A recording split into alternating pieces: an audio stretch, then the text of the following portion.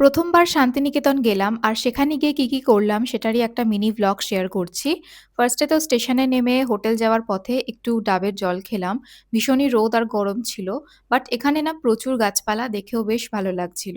And this was our Airbnb, একটু ভেতরের দিকে বাট টোটালি ওয়ার্থ ইট। স্টেটা ছিল দোতলায়, চলো তোমাদেরকে ঘুরে দেখাই।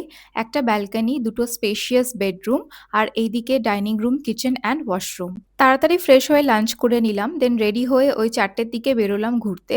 প্রথমেই গেলাম শিল্পগ্রাম, জায়গাটা ভীষণই ওয়েল কিউরেটেড, প্রচুর কিছু দেখার আর অনেক স্পটস ছবি তোলার জন্য। আমরা তো অনেকক্ষণ ছিলাম, সানসেটও হয়ে আসছিল।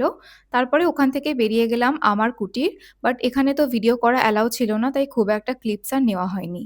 তারপর ঘরে ফিরে খেলাম চা আর পকোড়া। নেক্সট ডে সকালে উঠে ছাদে গেছিলাম, মিষ্টি একটা হাওয়া দিচ্ছিল। তারপর রেডি হয়ে চলে গেলাম আমারই ব্রেকফাস্ট করতে। এই ক্যাফেটা তো এত সুন্দর, তবে লোকেশনটা বড্ড অড। আমরা নিয়েছিলাম ব্রেকফাস্ট প্ল্যাটার, কারণ ওটাই অ্যাভেলেবেল ছিল। সাথে দিয়েছিল ফ্রুটস, কফি অ্যান্ড কেক। বিকেলবেলা গেলাম সোনাঝুরি হাট, যেটা শান্তিনিকেতনের মেইন অ্যাট্রাকশন।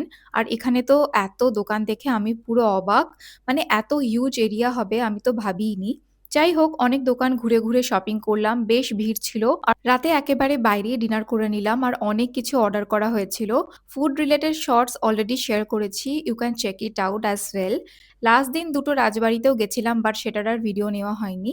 ভালো লাগলে do like and subscribe. By.